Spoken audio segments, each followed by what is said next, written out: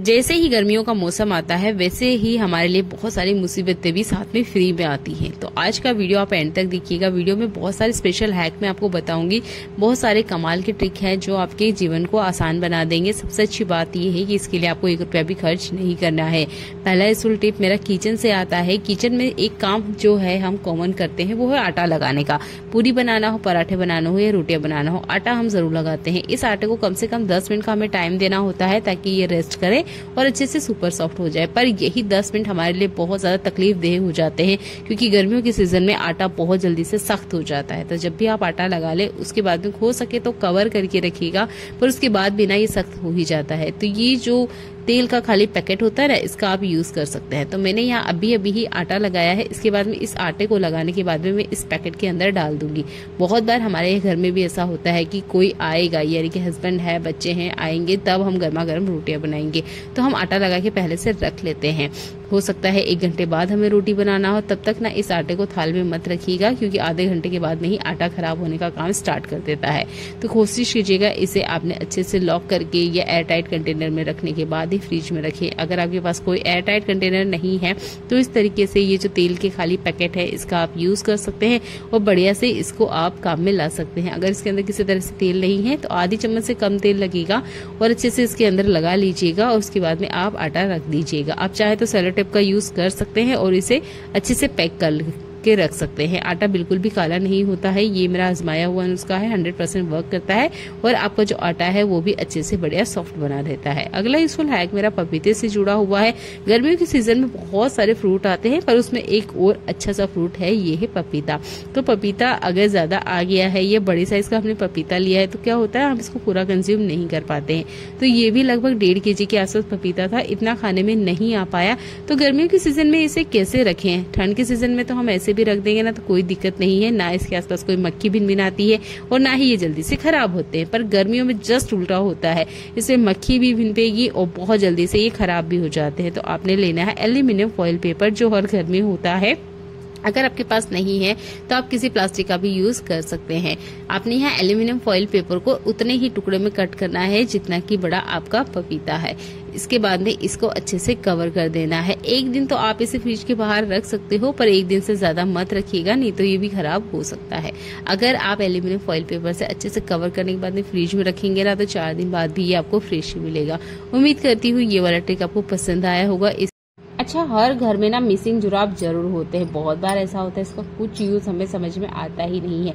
तो देखिए, गर्मियों से जुड़ा हुआ एक कमाल का हैक मैं आपको बताने वाली हूँ। तो कोई सा मिसिंग जुराब ले लीजिए, अगर नहीं है तो जो नए सॉक्स होते हैं ना उसमें भी आपको कोई ना कोई ऐसा सॉक्स मिल जाएगा जो आपकी साइज के अकॉर्डिंग ना हो, तो आप ना उसको भी ले सकते हैं। तो एक हिस्सा मैंने इसका कट किया है, आप देख सकते हैं इस तरीके से इसका एक हिस्सा हमने कट करना है। दूसरा हिस्सा जहां मैं आपको एक छोटा सा निशान कट करके बताऊंगी, बिल्कुल सिमिलर आपने इस तरीके से इसको कट करना है। मेरे हाथों को आप ध्यान से देखिएगा, आपको बराबर समझ में आएगा कि मैं क्या बना रही हूँ। यहाँ से साइड में भी इस तरीके से मैंने इसको कट कर लिया है। अब आप देख सकते हैं 2 टुकड़े मैंने निकाले हैं, एक टुकड़ा थोड़ा सा बड़ा है और एक टुकड़ा बहुत छोटे साइज का मैंने कट किया है। वीडियो को आप कंटिन्यू देखते रहिएगा। तो यहाँ पर मैंने एक काम चलाओ हैंड ग्लव्स बना के रेडी किया है जिसमें हमारे फिंगर्स ना बाहर रहती है। इस तरह के ग्लव्स आपको मार्केट में बहुत आसानी से मिल जाएंगे, पर अगर आप पैसा खर्च नहीं करना चाहते हैं तो ये घर के जो मिसिंग जुराब है ना, आप इसका अच्छे से यूज कर सकते हैं। इससे हमारी फिंगर्स फ्री रहती है और अच्छे से आपका हाथ भी कवर रहता है। ये काम आपके आएगा घर में जब भी हम कुछ भारी काम करते हैं। मान लीजिए हैमर से हमें कुछ काम करना हो या बहुत ज्यादा हमें कोई भारी भरकम काम करना हो तो हमारी हाथ की हथेलियों में अक्सर छाले हो जाते हैं। आपने भले ही वो काम 10 मिनट ही क्यों न किया हो, पर हाथों में छाले आना आम बात हो जाती है। तो आज मुझे हैमर का काम करना है, दीवार में कीले लगाना है, तो मैंने इस तरीके से मिसिंग जुराब का यूज किया है। उम्मीद करती हूँ ये हैक भी आपको पसंद आएगा। अगला इस पर हैक आपके बहुत सारे पैसे बचाने वाला है। मेरे पास है नेफ्थलीन की गोलियां, ये 2 गोलियां है। 2 गोलियों से मैं 2 अलग अलग ट्रिक आपको बताऊंगी, जो आपको पसंद आता है आप उसे फॉलो कर सकते हैं। तो एक जो स्टेप है या जो एक ट्रिक मैं आपको बता रही हूँ, उसमें नेफ्थलीन की गोली का हमने पाउडर बनाना है। तो आप कुछ भारी हैमर या कुछ भी मुसल वगैरह जो भी आपके पास है उसकी हेल्प से आपने इसका ना एक फाइन पाउडर सा बना के रेडी कर लेना है। तो ये जो मिसिंग जुराब है ना, इसी का मैंने यूज किया है, इस तरीके से क्रश किया है और अच्छे से इसका पाउडर बहुत आसानी से बन जाता है। इस तरीके से अगर आप पाउडर बना लेते हैं तो ये बहुत ज्यादा इफेक्टिव होगा, क्योंकि इसकी स्मेल बहुत ज्यादा स्ट्रांग होती है, बहुत जल्दी से ये आपको रिजल्ट दिखाएगा। तो यहाँ पर एक चीजें हमने ऐड कर ली है, इसके बाद में जो हमारा काम है वो बहुत ज्यादा आसान हो जाने वाला है। तो हर घर में ना डेटोल होता है, डेटोल का हमने यूज करना है। अच्छा, जैसे ही गर्मियाँ आती है सबसे ज्यादा आपके घर में क्या चीज परेशान करती है, वो होगी मक्खी। मक्खी हर चीज के ऊपर आना स्टार्ट कर देती है। घर का जरा सा खिड़की या दरवाजा खुला नहीं कि सारी की सारी मक्खियां ना घर के आना अंदर स्टार्ट हो जाती है, क्योंकि गर्मियों में उन्हें भी ठंडक की जरूरत होती है। जैसे ही कूलर पंखा चलता है मक्खियां आना स्टार्ट कर देती है। तो हम लोग क्या करते हैं, नेफ्थोलिन की गोलियों को अलग यूज करते हैं और डेटोल का अलग यूज करते हैं। दोनों ही काम करते हैं, पर और इफेक्टिव रिजल्ट देखने के लिए आप इस तरीके से इसका यूज कीजिएगा। तो मैंने इसमें थोड़ा सा पानी ऐड कर लिया है, बिल्कुल आपने इसी तरीके से इसको तैयार करना है। यहाँ पर अगर आप पूछेंगे कि कौन सी ट्रिक जो इफेक्टिव या बहुत जल्दी काम करेगी, तो जिसमें हमने पानी ऐड नहीं किया है, नेफ्थोलिन की गोली का पाउडर बनाया है, ये वाला जो ट्रिक है ये ज्यादा बेस्ट तरीके से काम करेगा, इतनी जल्दी आपको रिजल्ट दिखाएगा। और ये सबसे अच्छा काम करता है छिपकलियों को भगाने के लिए। आप चाहे तो इसमें कॉटन बॉल्स बनाकर सारे उन एरियाज में रख सकते हो, घर के कॉर्नर्स में रख सकते हो, सिंक के जो पानी की निकासी होती है उस एरिया में भी आप इसे रख सकते हो। सिंक एरिया के नीचे वाले पार्ट में काफी ज्यादा बैड स्मेल आती है, उसे हटाने के लिए भी आप इसका यूज कर सकते हो। वहाँ पे भी मक्खी और छिपकलियां अक्सर आ ही जाती है। टॉयलेट में भी आप इसका यूज कर सकते हो। ये घर की बैड स्मेल को तो हटाता ही है, छिपकलियों के लिए बहुत ज्यादा ये काम करेगा और घर की मक्खियां भी भगाएगा। तो एक्स्ट्रा पैसा मत खर्च करिए, बस घर में जो चीजें रखी हुई ना उसका सही तरीके से आपने यूज करना है। और ये बहुत ही आजमाया हुआ नुस्खा है, मुझे तो बहुत 100% इसके रिजल्ट मिले हैं, उम्मीद करती हूँ आपको भी मिलेगा। अगला यूजफुल हैक मेरा पपीते के छिलके से जुड़ा हुआ है। क्या आप भी पपीता खाने के बाद इनके छिलके को फेंक देते हैं? तो ये गलती बिल्कुल गलती से भी मत कीजिएगा। ये पपीता के छिलके आपके बहुत ज्यादा काम आ सकते हैं। पपीता के छिलके आपने लेना है, इसके अंदर लगभग 1 गिलास या आधे लोटे के आसपास आपने पानी डाल देना है। गैस के ऊपर आप इसे चढ़ा दीजिएगा।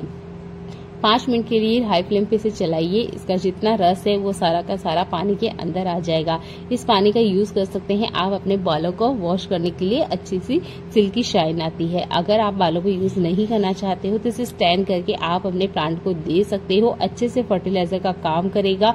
ये मनी प्लांट को जरूर दीजिएगा, मनी प्लांट की ग्रोथ बहुत अच्छे से होती है। ये जो भी आपकी इंडोर प्लांट है उन सबके लिए आप इस रस का यूज कर सकते हो। जो चीज हम कचरे में फेंक रहे हैं ना उसका बहुत अच्छे से यूज हो जाता है। ये पपीता तो हमारी हेल्थ को बेनिफिट देते ही, इसका छिलका भी बहुत ज्यादा काम आता है।